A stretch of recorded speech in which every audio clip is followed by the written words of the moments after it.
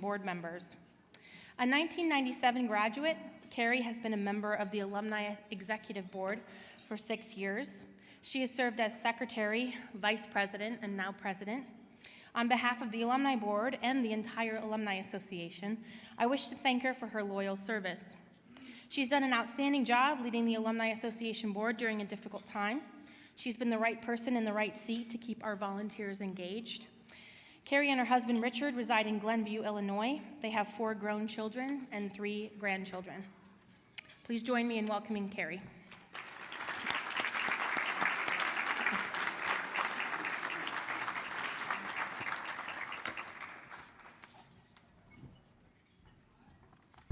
Thank you, Colleen. It is my privilege to introduce Dr. Larry Arnn, who is in his 21st year as president of Hillsdale.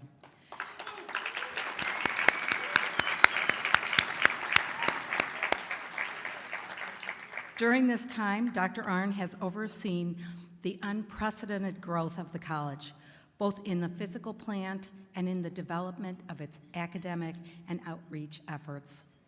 The college has emerged in the last 21 years as truly a nationally ranked undergraduate institution, with over 70% of students now enrolling from out of state and a near 20% rate of admission. Under Dr. Arnn's leadership, millions are now able to access Hillsdale's classical liberal arts education through the development of the college's vast outreach efforts. These include the Van Andel Graduate School of Statesmanship, Van Andel Graduate School of Government, Hillsdale in DC, the Churchill Project, the Halter Shooting Sports Center, the Gordon Biology Station, 30 online courses, the establishment of Hillsdale K-12 with 40 affiliated schools across the country, the new Blake Center for Faith and Freedom, and the growth of the college's flagship publication, Imprimis, to more than 6 million readers. Dr. Arnn has published widely on the issues of public policy and political theory, is past president of the Philadelphia Society, is a member of the Board of Trustees for the Heritage Foundation and the Board of Directors of the Henry Salvatori Center of Claremont McKenna College, the Intercollegiate Studies Institute, and the Claremont Institute. In 2015, Dr. Arnn received the Bradley Prize from the Lindy and Harry Bradley Foundation. Recently, he was appointed to former President Trump's 1776 Commission, which was established to restore in American education an understanding of the history and the principles of the founding of the United States. Published widely in newspapers and magazines and periodicals on issues of public policy, history, and political theory, Dr. Arnn is the author of 3 books: Liberty and Learning, The Evolution of the American Education, The Founder's Key, The Divine and Natural Connection Between the Declaration and the Constitution, and What We Risk by Losing It, and Churchill's Trial, Winston Churchill and the Salvation of Free Government. Dr. Arnn travels tirelessly to educate others and raise support for the college, yet he still finds time to frequent the cafeteria and have lunch with students, as well as teach classes in politics and history.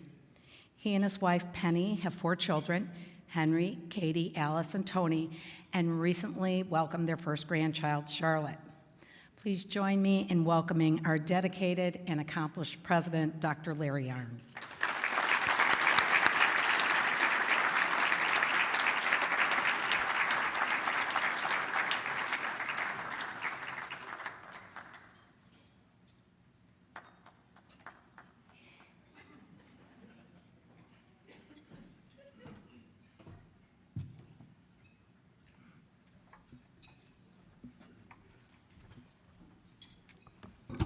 Neil Cole, are you not a Sigma Chi?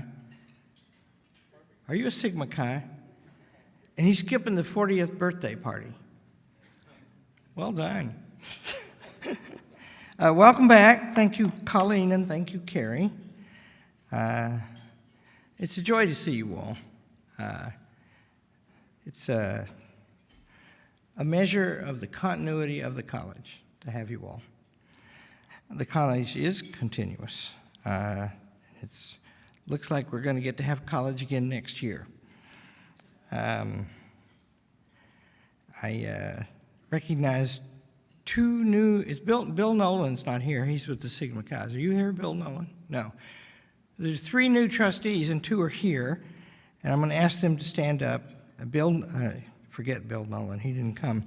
Donna Ecton and David Huff are here, and would they stand up, please?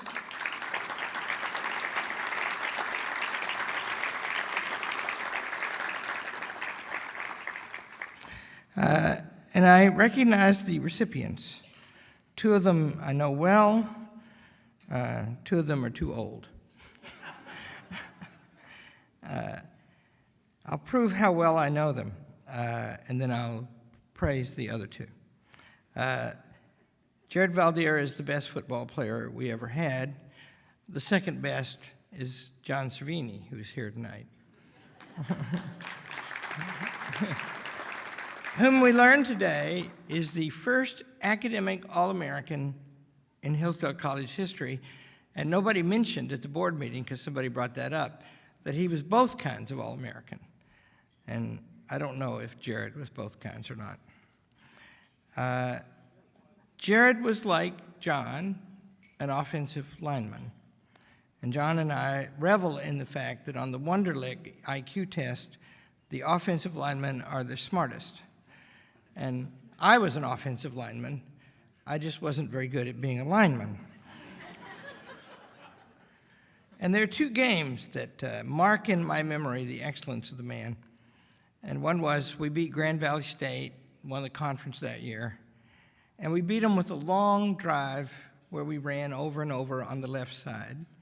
And because I was a lineman and because I love football in the frustrated way somebody loves it who was never all that good at it, I watched him block the left side of the line of Grand Valley State.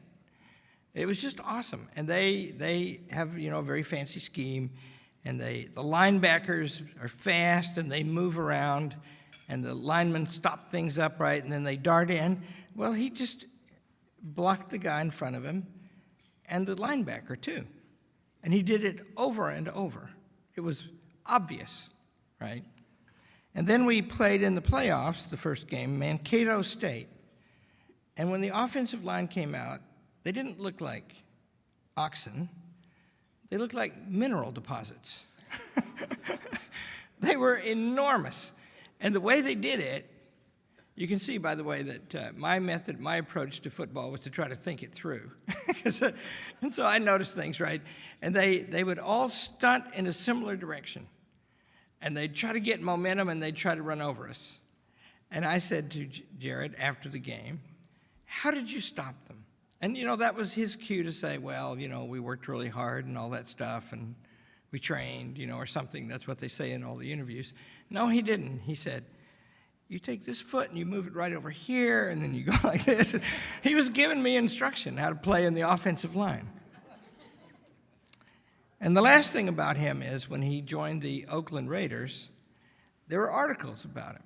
And the articles always mentioned something about what a nice and well-spoken young man he was. And this is the NFL. They're not used to that. And the Raiders least of all. So I'm proud of him. Joy Pullman is a journalist, and I had her husband in class. I never had her. She was too good for me. And she's won national fame, and she's a very fierce woman. And it's just, she's insightful, and she's tough, and she loves her family and the family, and she loves good education and her education, and she writes about those things with real conviction. So I'm proud of her. Come on. Oh, Ron Gladnick. Where's Gladnick? Yeah. So I met him through John Cervini, and they're just alike. Except I think Gladnick may be richer and Cervini smarter. And what are you doing now? You're A little of this and a little of that. Yeah, you sold your company and got a lot of dough. And he's just agreed to give a very large gift to Hillsdale College. Or has he?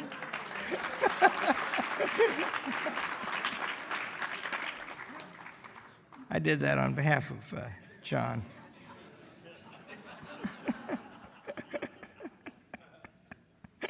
Congratulations to you. And he was a big jock, and he looks like it, too. He was really great. And, okay, come on. Where else am I? Our last recipient, I don't know him. And where is he? Right here. And he's a very successful man. And I looked up some stuff about him, and the people who work with and for him like him a lot. And he's going to give a great talk tonight. I look forward to that.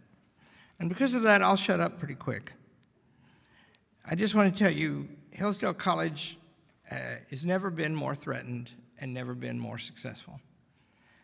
Things are underway in Washington, D.C. that will shift yet more from the private to the public sector.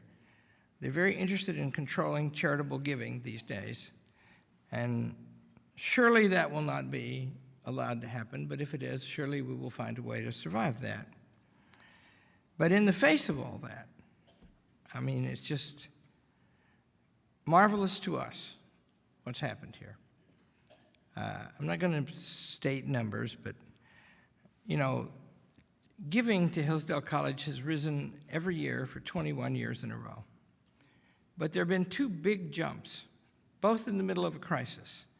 And after the first crisis, it didn't fall off after that. So I'm hoping, because this jump is bigger, and I'm hoping it doesn't fall off after this jump, and that makes amazing things possible. It basically means that we can pay for the excellence around here. We hired 21 new faculty members this year. We set out to get 16, and the applications were so great that we would hire 2, but we were only meant to hire 1, and I'm the one who got carried away. People from the Ivy League are begging to come to work here. And why? Because the kids are smart, and they're respectful, and they do the work, and everybody's nice to each other. In other words, it acts like a college. And, you know, if somebody's not nice to somebody, then we'll speak to them, but that hardly ever happens. You know, the entering scores of the freshman class, which is 75 students over budget, that's 20% over budget, are the highest ever and 1 point below the averages of Harvard. And we could match Harvard if we wanted to, if we just adopted the practice of admitting everybody who makes a perfect score on the entrance exams. But we always turn down 6 or 8 or 10 of those, 10 last year. And we do it because they come in here acting like they're God's gift to man, and we remind them that they're only 17 or 18 years old. My favorite question is, what can you possibly know? And, you know, we really pat ourselves on the back about things like that. The college is successful, and the college is reaching everywhere. That's an element of its success. We have 20 charter schools. We have 11 in process. We're getting ready to try to form 50 in Tennessee at the request of the governor of Tennessee. And to pursue that idea, I mean, he called me up and said, "You're coming to Nashville?" And I said, "I am." And he said, "Come see me." So I go. He gives us lunch, and he said a prayer. He had his whole senior management there, including one kid named Gerke, who's a Hillsdale kid. Calvin, be quiet.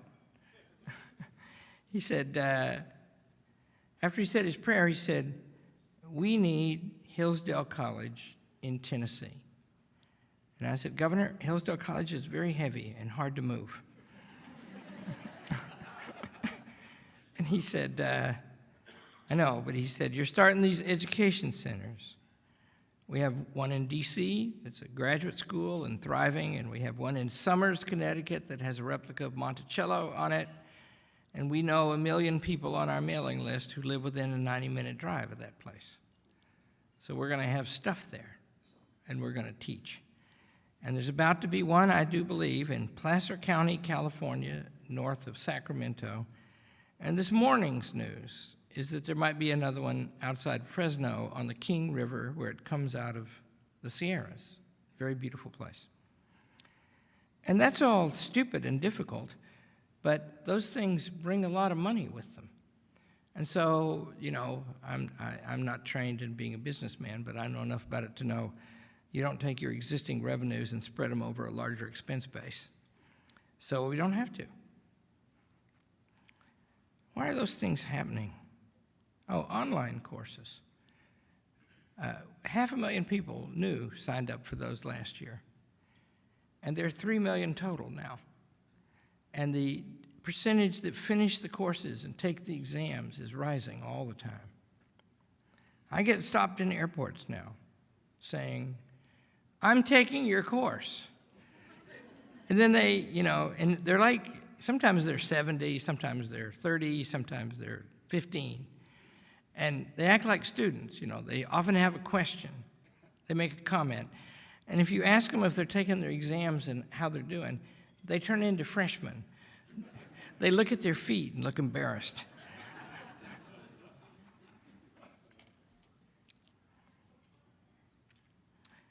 These are treasures, and they're happening here. And it's unprecedented. I don't think that's an exaggeration. It's important for us to remember who owns the college. Have you ever asked yourself that question? Who owns the college? General Motors belongs to its stockholders, right? Hillsdale College is 177 years old, and it's been under the same ownership all that time. The owners are named in the beautiful founding document of the college, as they are, by the way, in the founding of every charity in the nation. The college belongs to its beneficiaries, the people it names in its founding document, in its charter, that it intends to benefit. Who are those people? Every student, but every student down through time. That means we pray millions unborn. Every employee, of course. We serve it and we get paid, but we owe it too. That means all the citizens whose freedom is to be reinforced by the teachings of the college. This is all said in the founding document. Every Christian who wants to practice an intelligent form of piety. The college belongs to all of them. The reason the Board of Trustees is important is because their charge is to act for all of them, to keep them in mind every day. We who run the college, we try to keep them in mind too, but some days it's an emergency. There are 1,600 kids here. God knows what they're going to do on any given day. Although they behave better than you did when you were here.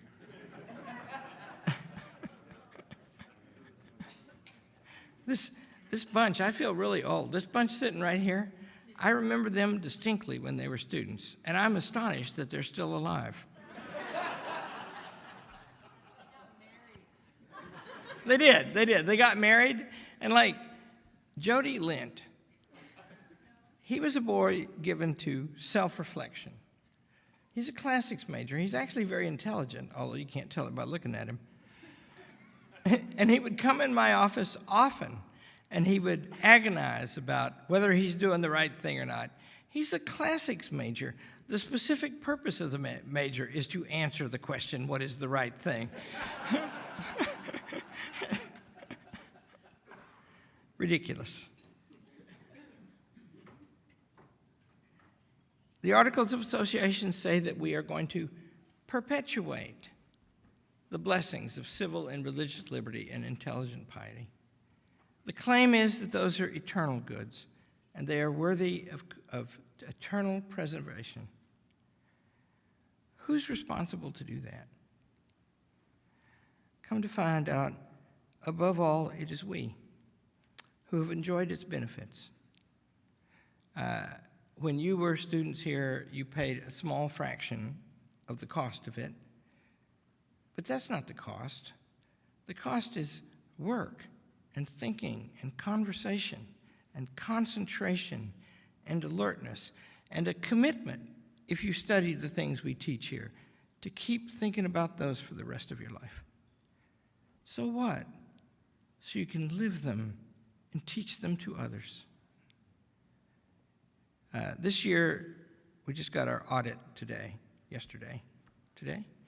And this year, the students have paid for 6% of the cost of Hillsdale College. And that's right, actually, as long as they remember to be grateful for that, because the funds have been supplied by literally millions of people who get nothing for it except a share in the pursuit of the love that we represent and share here actively. Hillsdale College is a massive community. It encompasses people by the tens of millions in every corner of the land, and millions of people pin their hopes on it. We are the ones who have received its benefits the most richly. We are the ones who owe those who haven't, who never get to. I remember one year there were stirrings around because a CCA audience now from outside is like 600 or 800 people. And you know, the people who come are very annoying.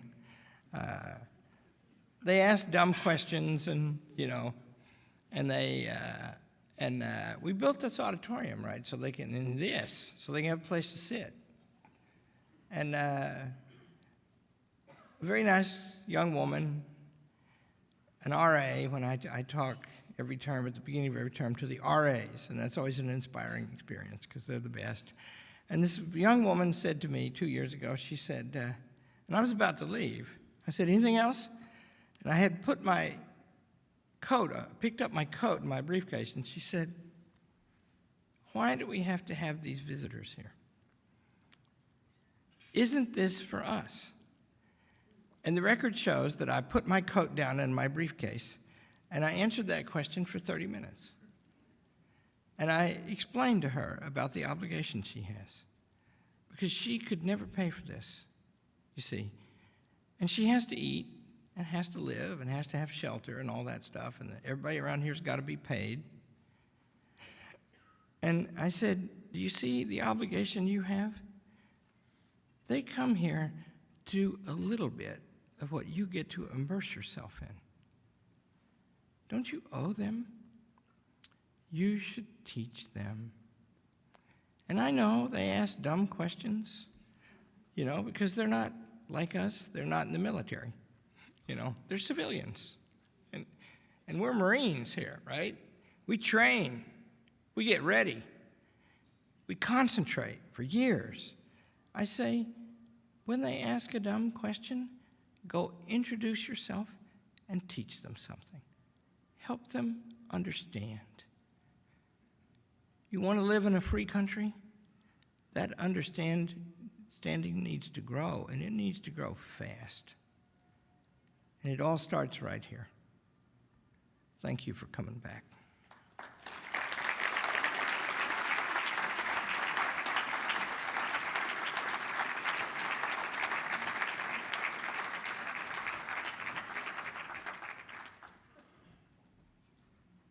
Thank you, Dr. Arnn.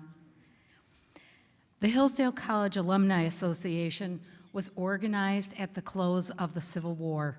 Think about that. Alumni back then saw the importance of supporting the college. Upon its founding, the association adopted its own mission statement, which called upon its members to keep the alumni fully informed, help maintain the standards of the college, aid in the enrollment of new students, and encourage all alumni to tangibly support the college by developing programs to ensure its continued growth. That is our same mission today. Today, our 30-member Alumni Association Board works hard on behalf of the more than 15,000 Alumni Association members to honor and uphold this 152-year-old commitment.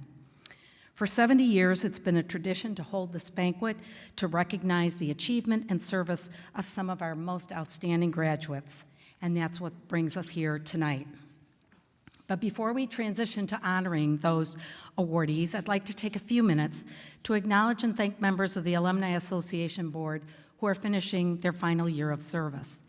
These members all have served 2 four-year terms and have dedicated their time and expertise to the college in a variety of ways. We're very grateful for their service and for their love and enthusiasm for our alma mater.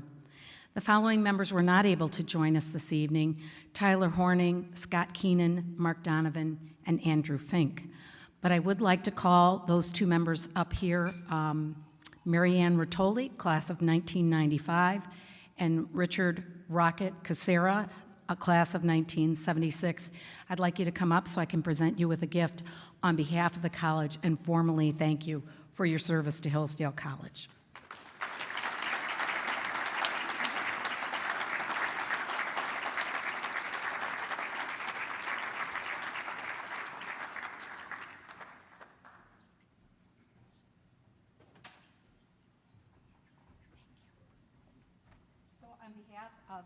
On behalf of Hillsdale College, we want to thank you for your service and by presenting you with this beautiful watercolor of Central Hall.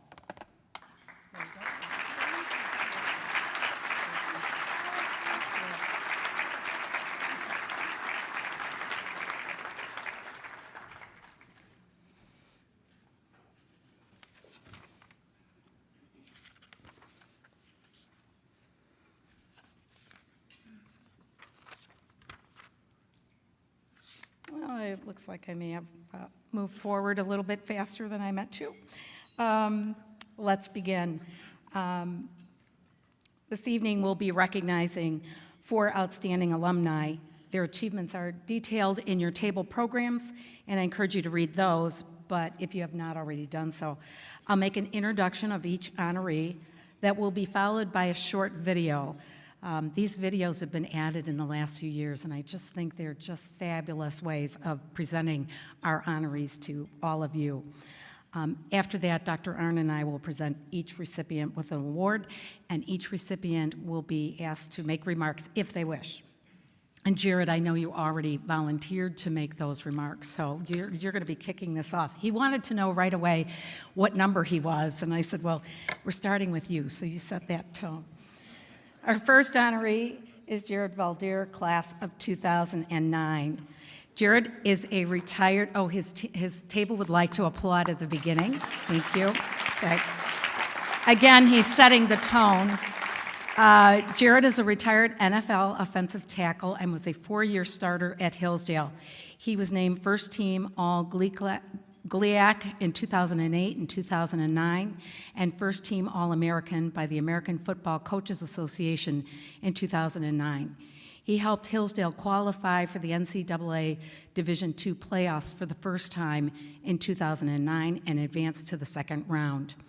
In his 46 Hillsdale starts at left tackle, he never allowed a sack, and the Chargers had their 2 highest scoring seasons up until that point in history, 2007, 2009. Jared was a 3rd-round draft pick in the Oakland Raiders, 69th overall in the 2010 NFL Draft.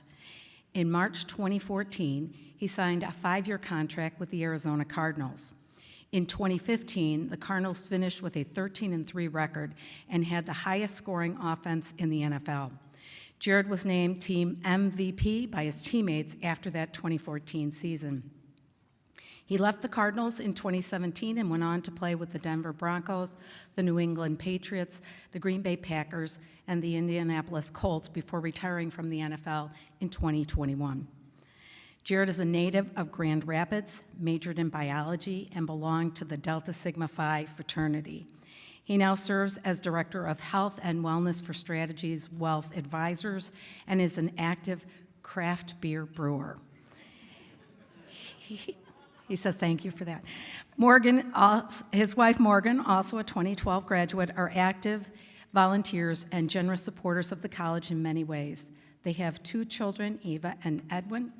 And please give your attention to the screen to meet our distinguished alumni honoree, Jared Valdir.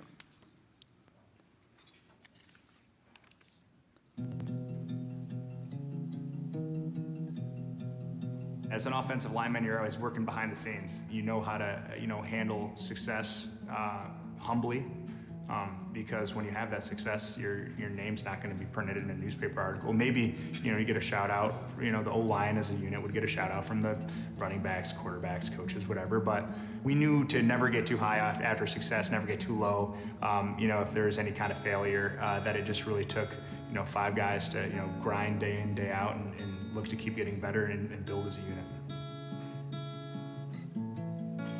My name is Jared Valdir. I grew up in Grand Rapids, Michigan, born and raised. Football, even professional football, I didn't really see that in my future much, like maybe college football, but I like basketball a lot more. Coach Otterbein came and watched one of my basketball games and then offered me a scholarship to play football after, and I accepted pretty quick because I was already familiar with the school. My brother went there, played basketball there. I could see the value in being at an institution like that for 4+ years. The NFL thought first popped in my head after my freshman year. I was able to put on some good size, strength, and speed. And a couple guys just started joking about it, like, hey, you're just as big as these guys that are, getting drafted or, in the combine and that are playing in the NFL. And it never seemed too stressful, and it just seemed kind of, a lighthearted, fun goal to go about. We finished our football season in November, and then immediately I signed with an agent, and that whole process started to go. Heard my name called with the 69th pick in the draft, which was the 3rd round. It was just kind of a whirlwind, just instant like elation and then just craziness. Looking back at the transition between Division II and the NFL, getting moved from left tackle to right tackle probably sticks out as the biggest challenge, because I had played left tackle my whole time at Hillsdale and played left tackle for the first 7 years of the NFL career. And when I took those initial right tackle sets, it just felt so awkward. My body was just so programmed to move from a left-handed stance. I wanted to basically quit in training camp because I felt like I was just so worthless, and that I was, no longer that one of those 5 guys that was accountable to one another, and that I couldn't do my job, and I didn't want to do that to the group and the team. And it's never fun when you have to learn through playing in front of, 60,000 plus people. But again, just kind of keep your head down and try to get better and correct things and fix it as you go. And that's what I did and figured it out. And so it's nice being able to take some of those lessons and now, try to apply them outside of football.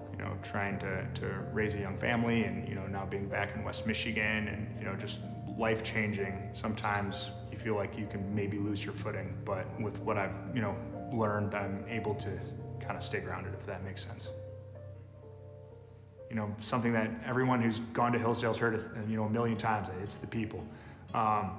And I think it really applies because, without that great group of people there, I don't know how many people would stick around and survive and thrive and have a really, good academic career, athletic career, whatever it is there. It's a tough place. So it was a losing record my freshman year.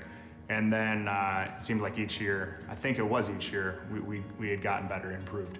And then my senior year, we had made it to the Division II playoffs for the first time in school history, and Coach Otterbein was a great coach. I really tip my hat to him, being able to work with 18 to 22-year-old kids and turn them into men, and I think that was always his #1 goal. And when you're going through the same kind of challenges, the same difficulties, the same stages of life, and you're doing it together, nonstop. You just forge some really special relationships, and he's definitely able to do that at Hillsdale.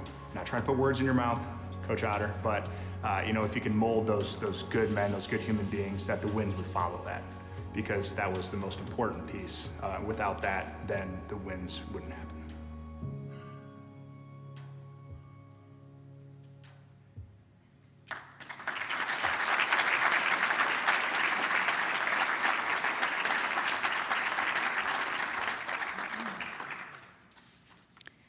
Jared, will you please come forward?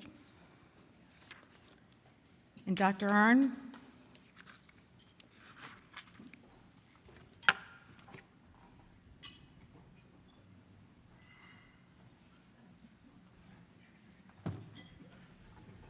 I'll have you stand here, and then Dr. Arnn will be next to you. Jared, on behalf of the Alumni Association of Hillsdale College, it's my great honor to present you with a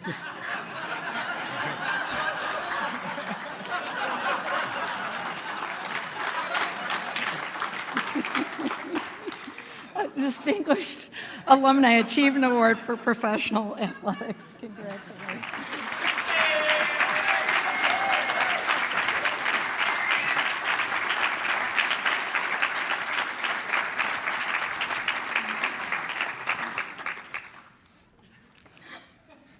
Just right now, I doubt the truth of the statement. The bigger they are, the harder they fall. I don't think any tall people said that.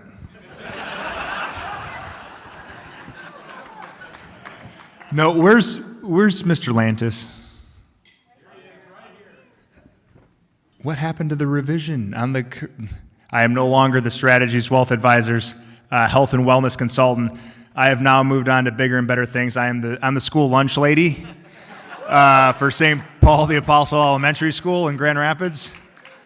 I got the blisters to prove it on my hands from stirring up a 40-pound batch of sloppy joes over the last 2 days. So, yeah, that's where I am right now. How I got there, this place, this college, played a big part. It taught me a lot of great lessons that have helped mold me into who I am, into the friend, the father, the spouse, the son, brother, whatever it is in life. I've been able to take away great lessons from this school. You know, in the classroom, on the football field, in the meal room, just random conversations. There's so much that you take in when you're a part of Hillsdale and Hillsdale College.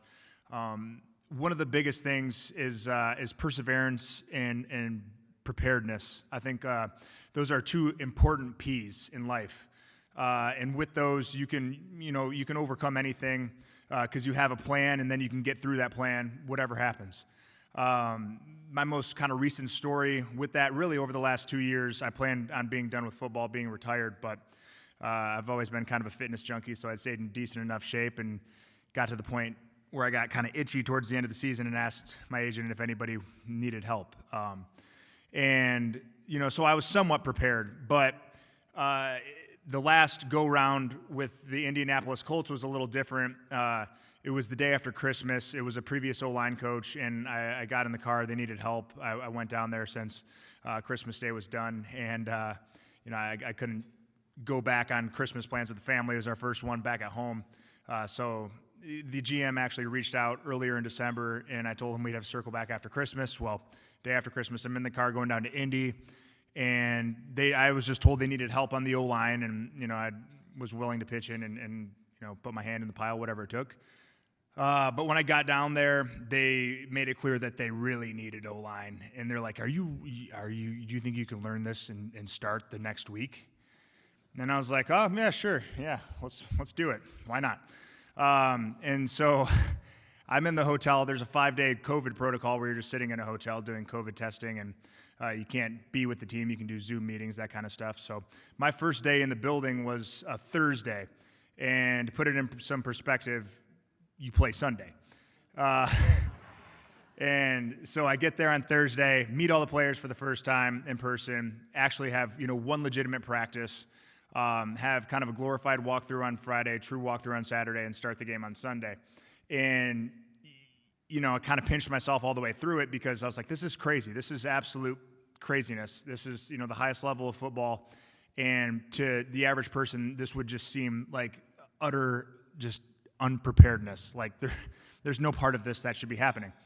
But luckily, I was able to have a background that taught me how to prepare, taught me how to take those 5 days in the hotel and transition it into being able to play on Sunday and lean on the lessons that I've learned the 10 years prior to that, and was able to step out there and play in a game that Sunday, and then play in the next week versus the Bills in a playoff game. So just kind of a quick synopsis on some of the things that this college has taught me. And then the perseverance side is just not quitting, not giving up. Like I said in that video, and it's hard to watch that and not get emotional with it, because that was tough to get, to have to relearn something completely just because someone said that's what you're doing now.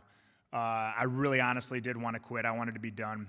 And again, that's where I'm really grateful for my family, my friends, just the support around me to get through that and to just reinforce that I could do it. You just got to give it time, have a plan, lean on that preparedness, and just flex those perseverance muscles. And it's like anything, they build up over time. So anyone here, if there's one takeaway from tonight, just be prepared, have a plan, and persevere through that plan. And this school definitely taught me how to do that. So thank you, guys. Can't forget my award. And Mr. Lantis, could you make sure that next time you make sure the school lunch lady is on the official transcript of... that's a proud moment in light, Not too many lunch ladies can get up here and accept this award. So.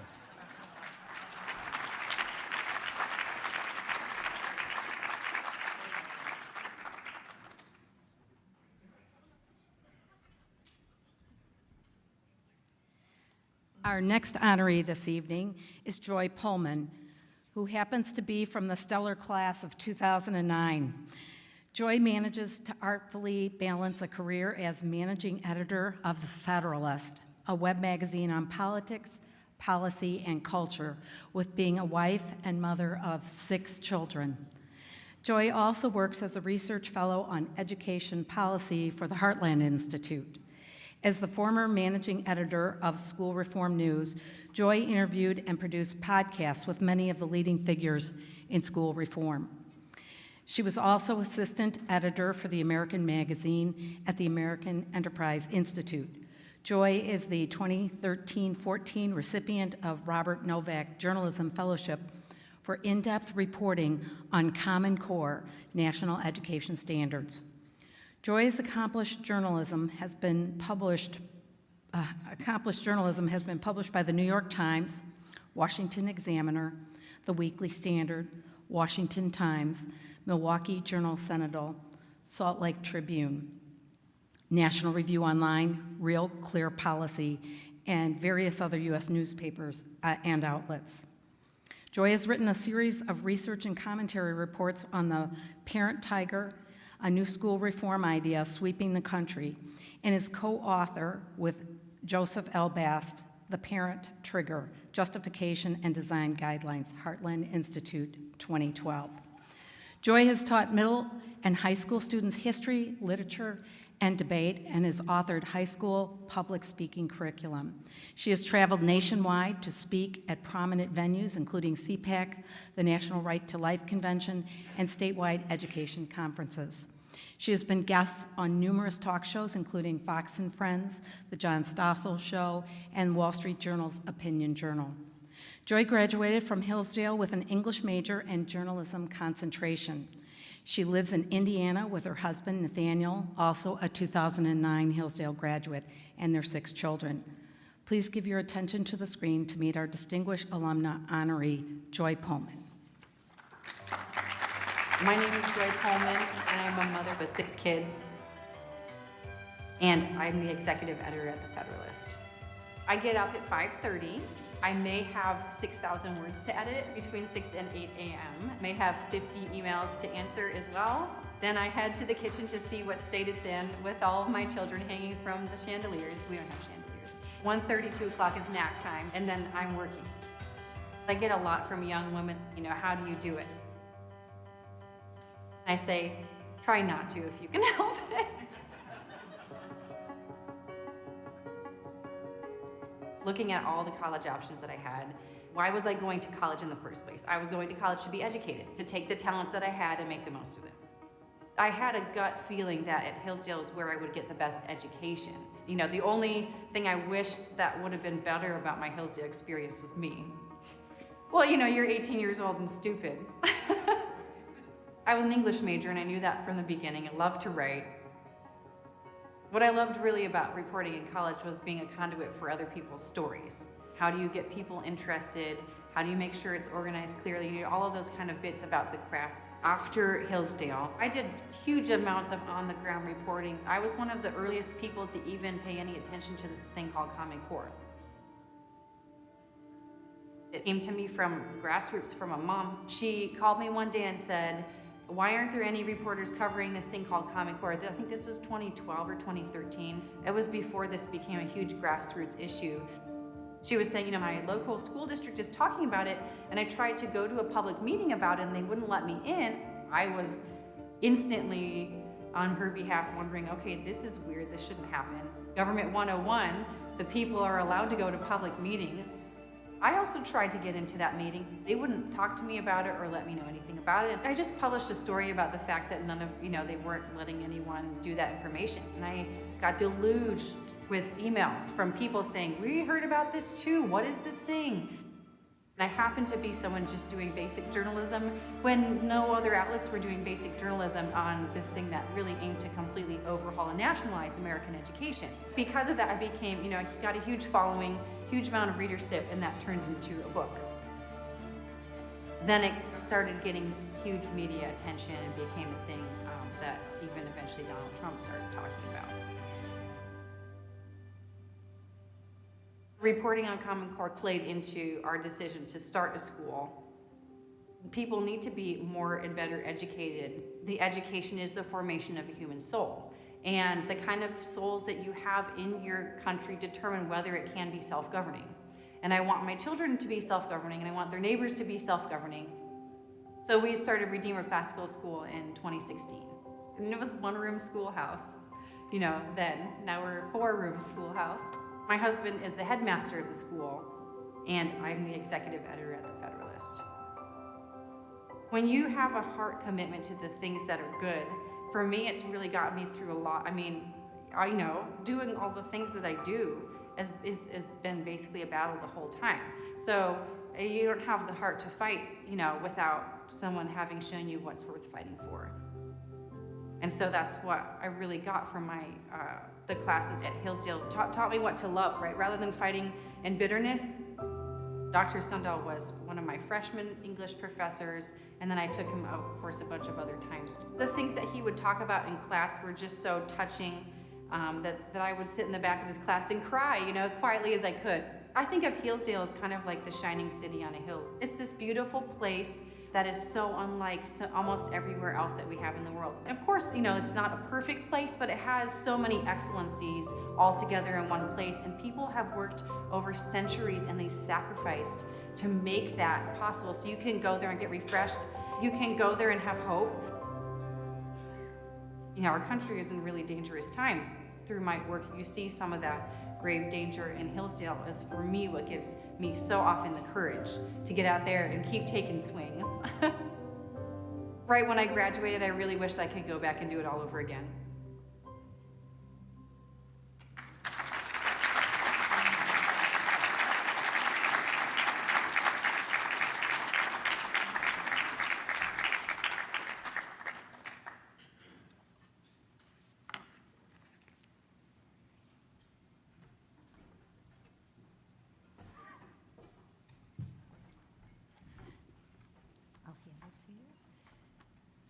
Joy, on behalf of Alumni Association of Hillsdale College, it's my great honor to present you with the Distinguished Alumna Award in Journalism. Congratulations.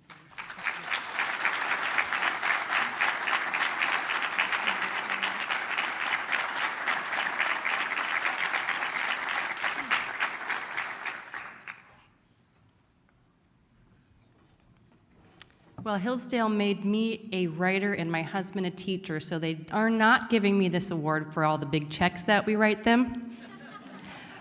All the big checks that we have, we put into the school pretty much. But as I was thinking about talking to you all tonight, I did think about some checks that really mattered a lot to me that have come to Hillsdale. They came by the hand of my father, who wrote his portion of that 6% for my college tuition. He was unable to be here tonight, but I know that he's watching. So I wanted to recognize the contributions that my father made and made it possible for me to go to Hillsdale in the first place. Now, I know what my father did to earn that tuition money. I'm the daughter of a farmer. So when I was a child, I would see him come home. You know, sometimes I would hear from my mother, he'd come home at midnight, gone back out at 3 a.m. to check on the irrigation pumps. And, you know, I would see him sometimes come back from what they call the grain bins, covered in white dust, smelling really, really awful. And when I came to school here, and I knew that what my father had done to make it possible for me to be here, and that is why I didn't spend a lot of time partying.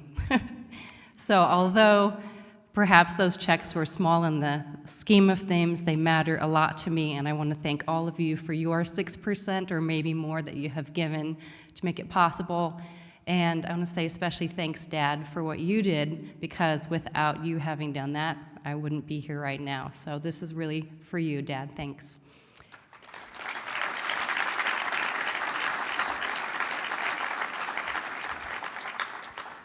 I also wanted to recognize people who are as important to me as family. So one of the most glorious things about my Hillsdale experience was the people, was the friendships that we made here on campus.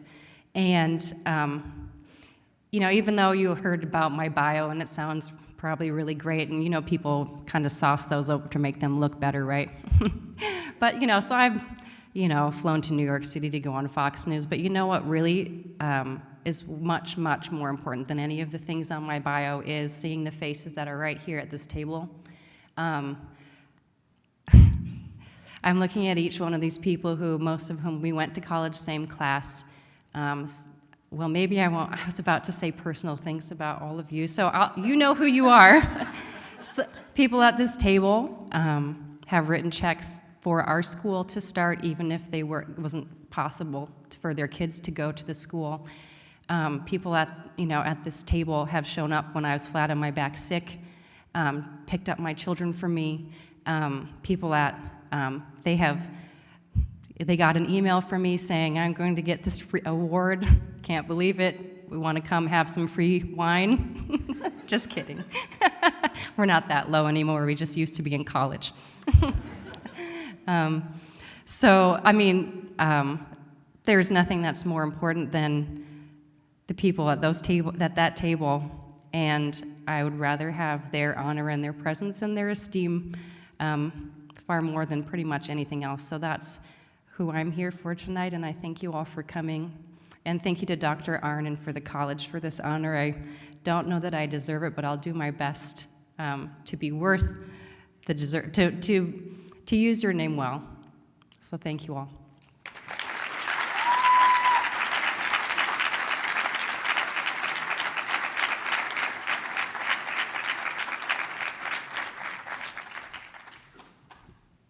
Thank you, Joy.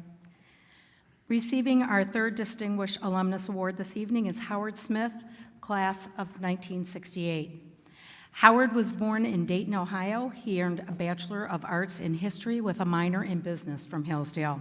He was involved in a number of campus activities, including Delta Tau Delta fraternity, and was a member of both the football and track teams. During his freshman year, Howard met Pamela Norris, class of 68. They married in 1971. Pamela passed away in 2013 after 42 years of marriage. After graduation, Smith spent the next 4 years serving his country in the United States Coast Guard.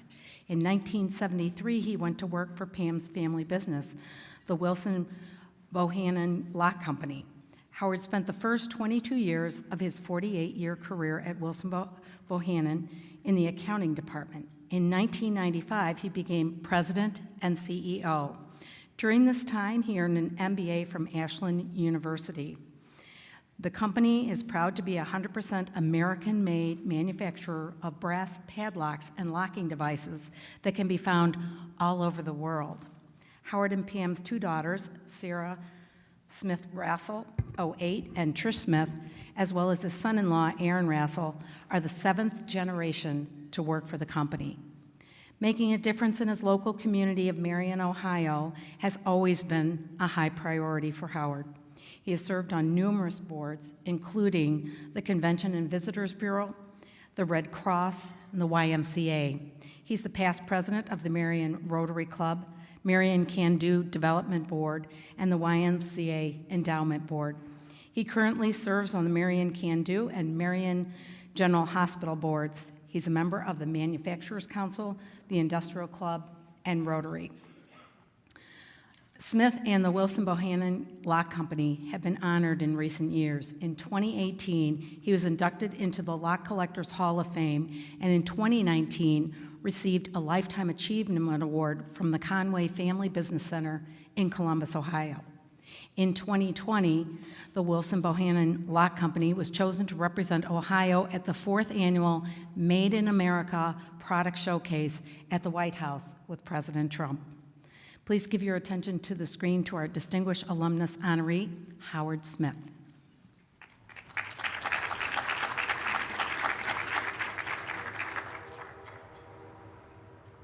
First you listen, and you learn, and you watch, and you wait your opportunity.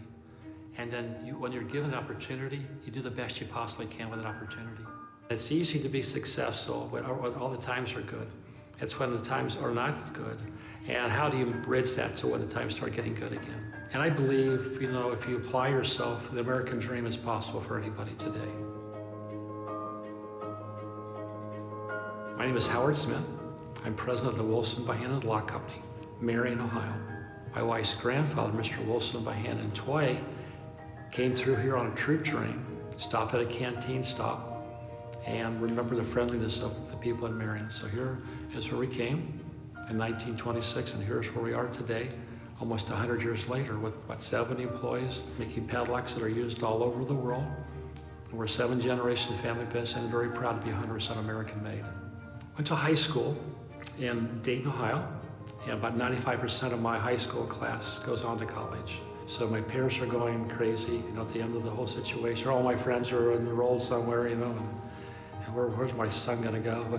And Hillsdale with the conservative values and the student guide, this Royal Bell was beautiful, and they just said, this is where we want you to go. I met my wife my 3rd week at school. Her great-great-grandfather started the company in Brooklyn, New York in 1860 with his son Todd in a shed behind their house. So she didn't want to be in the business, she wanted to be part of the business. And so she was on the board of directors.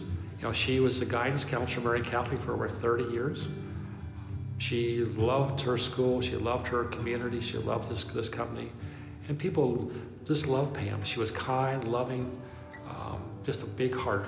It was always a place for any student who could come to Pam and talk to her about any situation. And her passion for Wilson Bohannon Company was powerful and infectious, and everybody knew how much she loved this place. And she built that legacy with my 2 daughters. Sadly, she passed away, after 42 years of marriage. What better way could she carry on her memory and something she had so much pride in, in this company. We make over 5,000 locks a day. When most all it's a job shop. It's all made to order, the exact specifications of our customers. There's no lock manufacturer like us in America today. They can do the things we can do with the tolerance we can do. So I'm proud of that. Proud that we're made in this country. Proud that the symbol, like Hillsdale talks about, the conservative values and their Christian attitude. That's why we run our business with a Christian attitude. And the belief in the Constitution. Hillsdale taught me to be a good corporate citizen.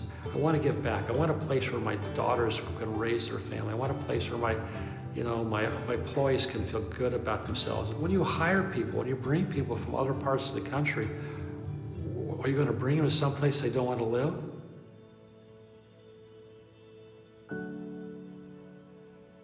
Hillsdale just is that signpost, that guidepost, telling us how is the best way to do things. I think I said before, the American dream is alive and well in this country. And I just want to be an example. We're not just a business, we're a human business with human people who care with respect and dignity, of each other, and building a culture that's, it's powerful. People walk through our factory and say, gee whiz, everybody has a good attitude. They like what they do. They're proud of this company. It's creating a corporate culture that where it allows people to grow and be something and be part of that, of a larger part of something than just themselves. It's not just me. It's all the people that surround me, all the people that have made this a great company. You know, I couldn't do it without all the people. And so I do. When I go to the factory every single day, I thank our employees. Thank you very much.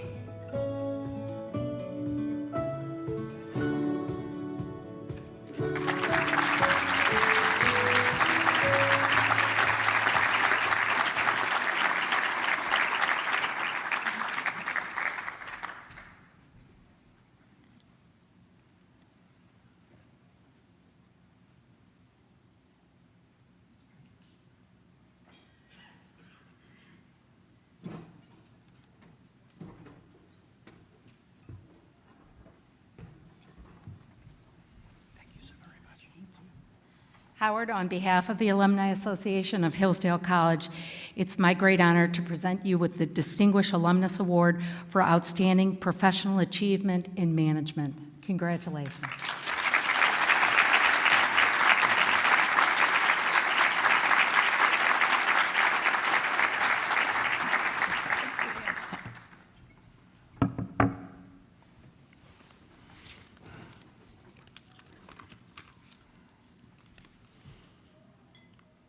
I want to thank Hillsdale College and everyone who was involved in this award ceremony tonight, especially Dr. Arn for this evening, and made it possible. I want to thank my family and friends who are here tonight. I want to thank Penny and Steve Miller from Columbus. Penny is a member of the Pi Beta Phi sorority, and to Jerry and Rocco from Dayton for all her love and support. My daughter Sarah, who is a student here and a member of Kappa Kappa Gamma sorority, and her husband Aaron, who both work for our family business. And to Doug Zimmerman from Boise, Idaho, who was a classmate and outstanding cross-country runner and a member of the track team. And lastly, Alan and Beth Schaefer from Dayton. Beth and my wife Pam were sorority sisters at Chi Omega sorority. And Alan and I have been lifelong friends. Alan was a 1960 class president and president of our fraternity, Delta Tau Delta. When I look back on my life and I ask myself, what did Hillsdale College mean to me as a student in the 60s? I wanted to make my parents proud of me. I wanted to enjoy the experience. I wanted to participate in as many things as I possibly could, many activities. I was a history major and a business minor. Student guide for 4 years here, played football and track, and enjoyed it. I had a chance to throw the javelin, something I couldn't do, obviously, in high school. And member of the Delta Tau Delta fraternity, and the leadership workshop, and the Union Policy Board. In 1920, our company was selected to be the 4th annual Made in America Product Showcase to represent the state of Ohio.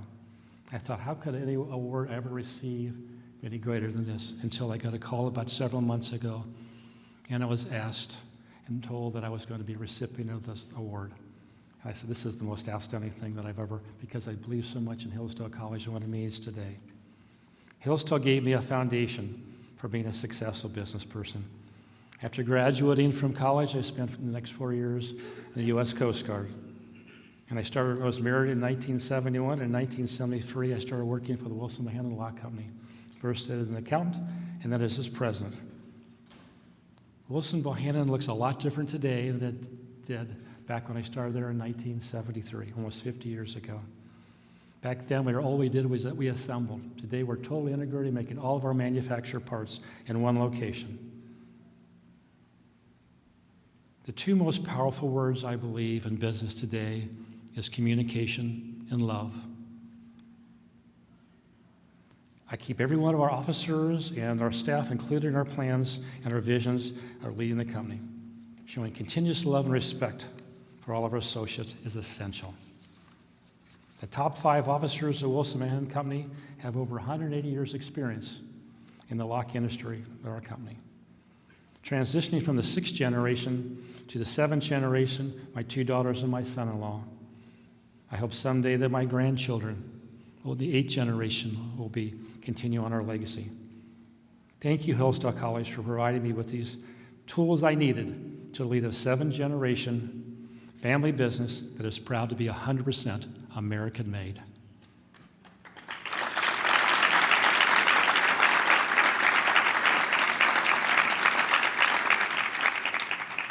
God bless her country. God bless Hillsdale College. As a defender of our Constitution, and thank you for this great honor you bestowed upon me tonight.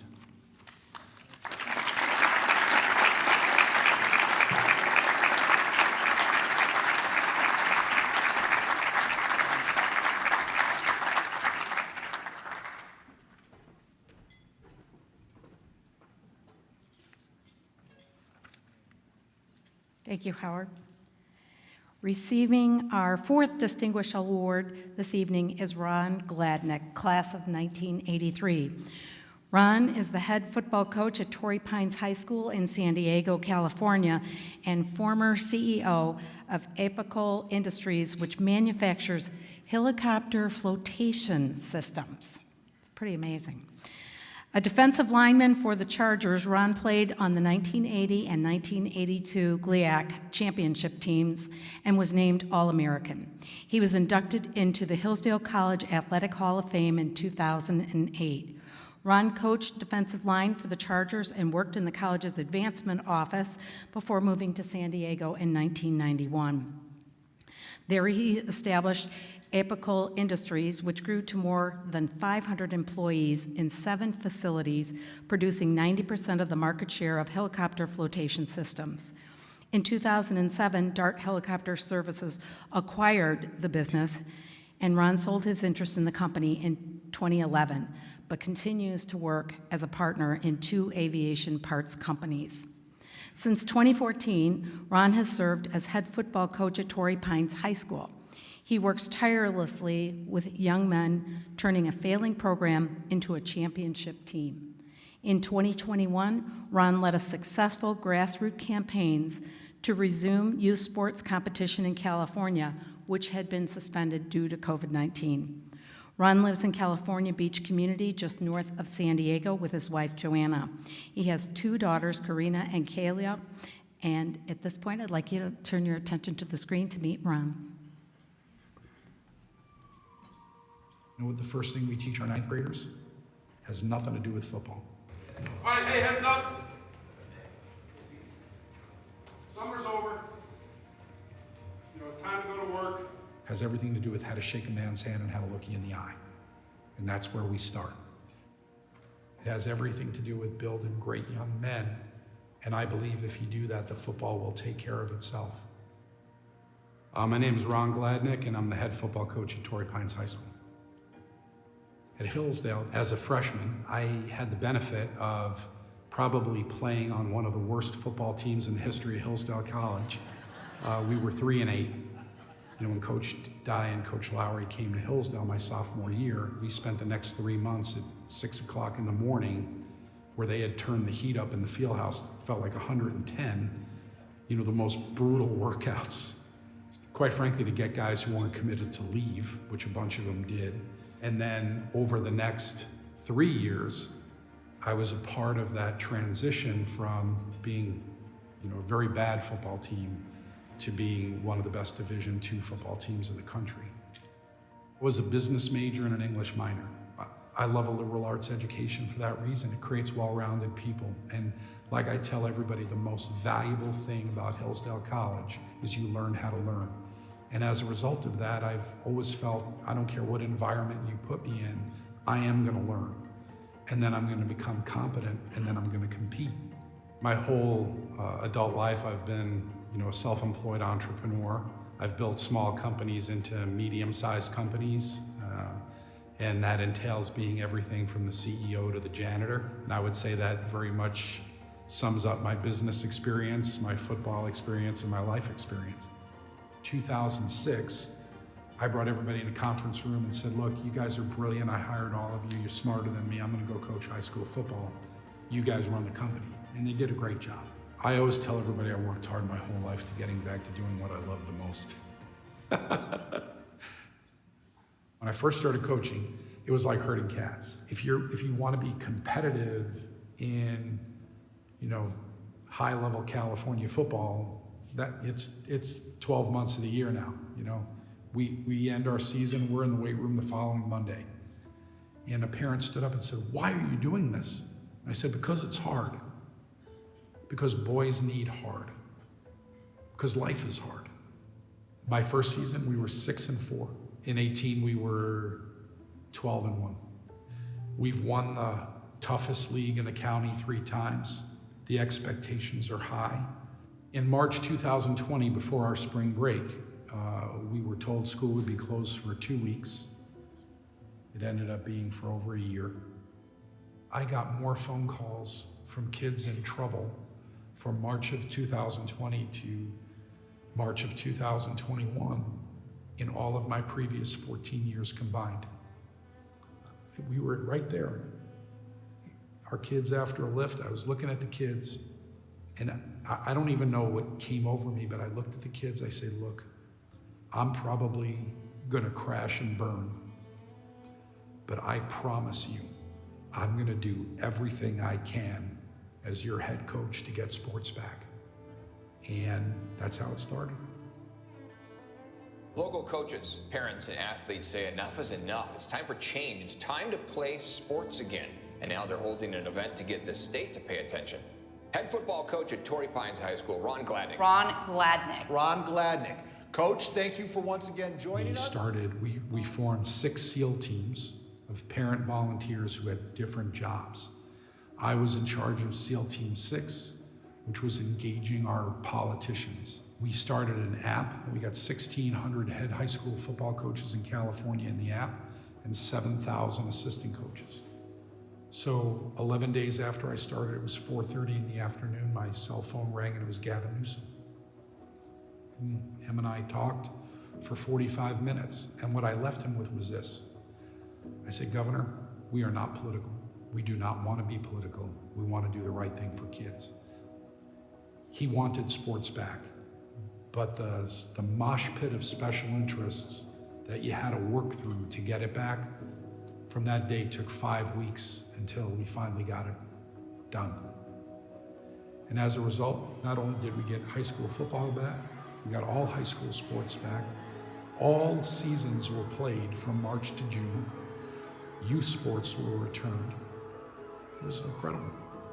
3.3 million kids got to play. What could be better than that? At the end of the day, our whole program here has nothing to do with football. It has everything to do with building great young men, and I believe if you do that, the football will take care of itself. And I learned that from Dick Lowry.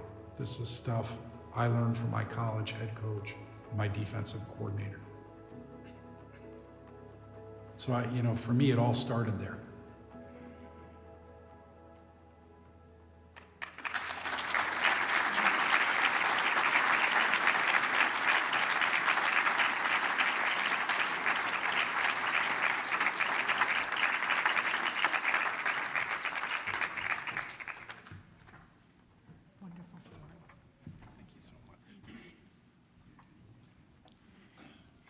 Ron, on behalf of the Hillsdale College Alumni Association, we present you with the Distinguished Award for Outstanding Achievement. And I'm going to have to look directly at you. Were you very good? I've forgotten the category, and I lost my page. No worries. But congratulations. Thank you.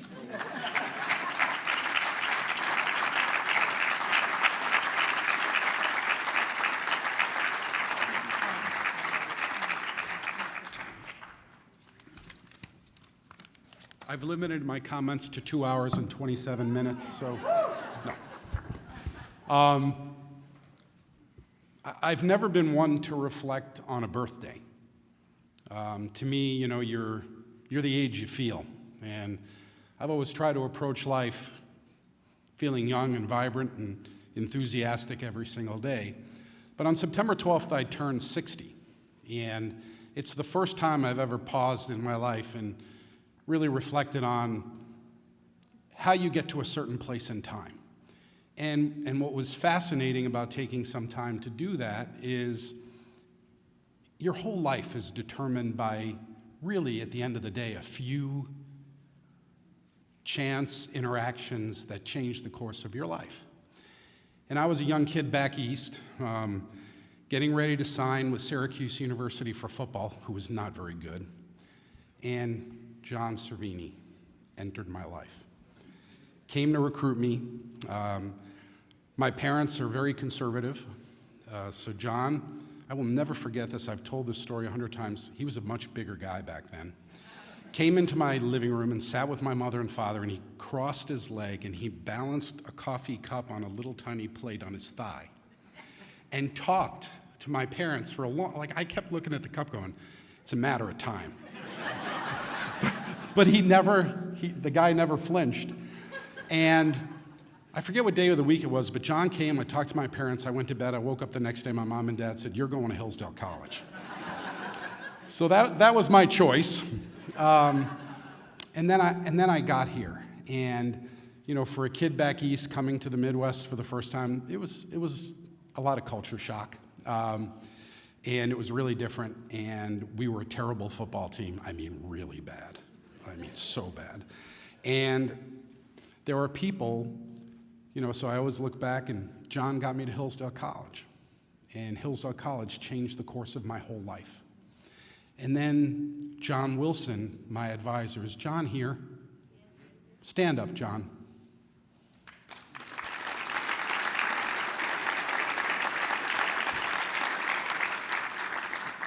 My first 2 years here, John Wilson kept me in school.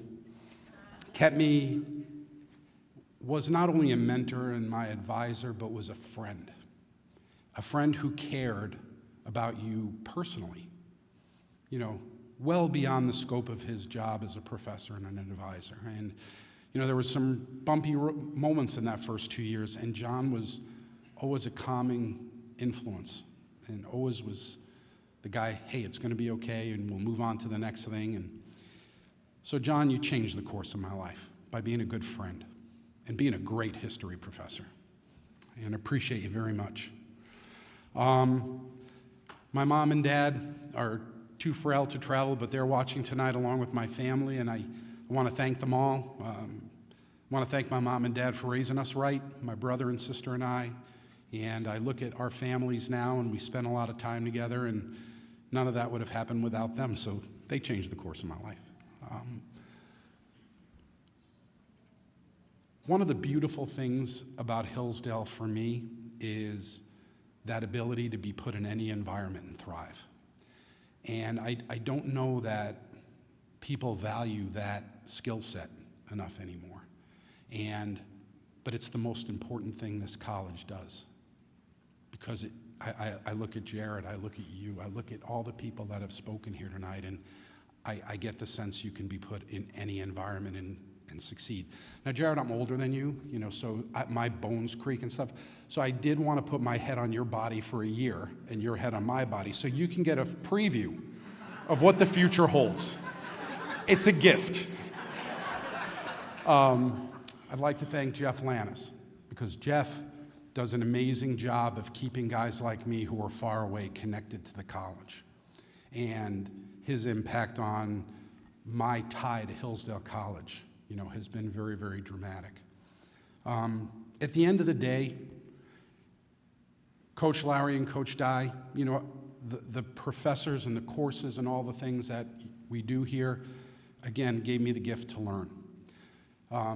It was the organizational efficiency that Dick Lowry and Dave Dye taught me that shaped my business career, because it was hard.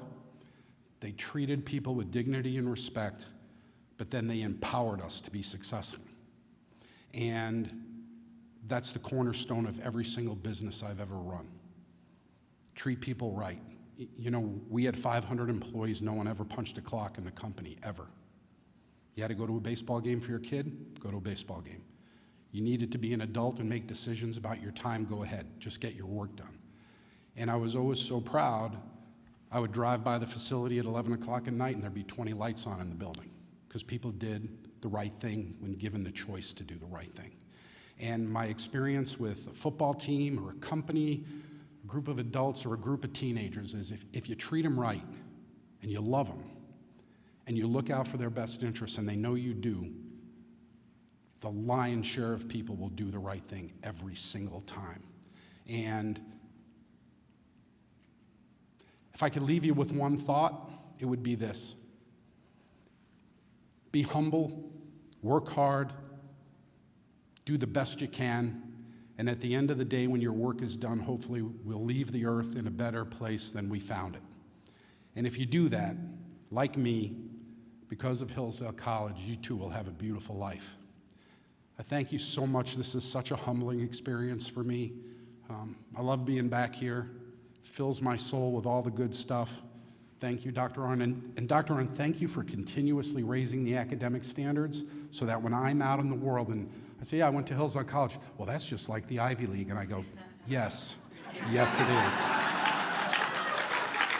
So thank you, sir. God bless. Thank you very much.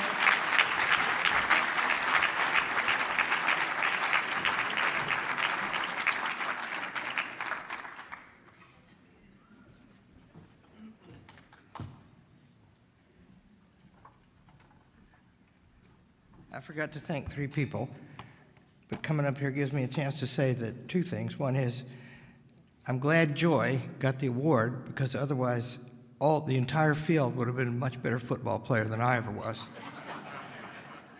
Also, the kids don't actually walk around in slow motion on the college campus. Walking through molasses. Who I forgot to thank are Marianne Rotal and Carrie Cummins, who've been just tremendous in this job. And the Alumni Board is growing all the time, and it's a blessing to the college, and I'm grateful. And of course, Colleen is excellent at the job.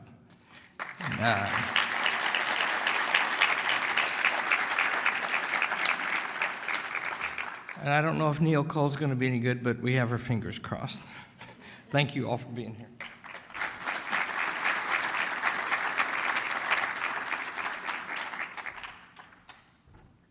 Thank you, Dr. Arnn. Such inspiring stories tonight. It truly was an honor to be among these awardees. And this concludes the presentation of our awards. Congratulations to all of you. And at this time, I'd like to ask Colleen to come to the podium for a few closing remarks.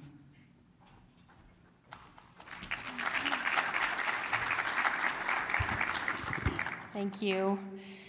Well, we have a party planned afterward, and I hope you're all anxious to get to it. I hope it becomes a fun night. Not that it isn't already, but we have the Hillcats Faculty Jazz Band who played earlier for us. They're gonna continue on for a couple hours, and we have quite a few alumni who are out enjoying a reception who are gonna join and merge with us for a decades party. So I hope you'll stay for that. I have a few more housekeeping announcements before we adjourn. I want to run through a little bit of what's going on tomorrow, just as a reminder. But we have It's the Pancakes, pancake brunch outside of the chapel tomorrow from 9 to 11 in front of Christ Chapel. The alumni choir will be practicing with the music program in the chapel, and we'll have a brief performance at noon in Christ Chapel. The alumni tailgate will be from noon to 4 over by the sports complex and will feature food, of course beer, and music from alumna Nicole Corey's band Arctic Clam. The football game begins at 4, and the first 100 people to check in at the alumni tent will receive a discounted ticket.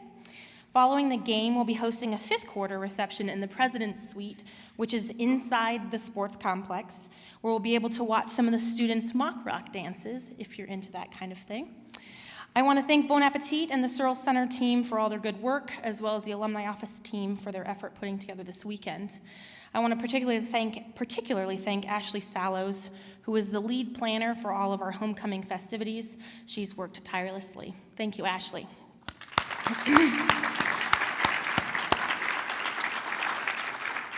I'd like to thank Dr. Arnn and John Cervini for supporting our alumni outreach ventures in the alumni office. Our alumni are a very important part of the Hillsdale family, and spending time together will continue to build that relationship. So I want you to mark your calendars for May 19th to 22, where we'll host our 2nd annual White and Blue Weekend, and it's a weekend just for alumni if you haven't heard of it. We had our first white and blue weekend this last May. It was a blast. There's something for everyone, including your kids if you have them, and lots of room on campus for alumni to take over and enjoy campus and academic life once again. So please consider joining us for that this year if you didn't last year, and also if you did, come back. It's been such a joy to welcome you all back home. I'm always very inspired by this evening. It's my favorite night of the year, and it's really fun to spotlight and elevate our alumni. They're just fantastic ambassadors of what Hillsdale does here. So I'm very proud to do that. As you know, there's no place like Hillsdale. We need the college now more than ever. Thank you so much, and enjoy the rest of your evening. Thanks.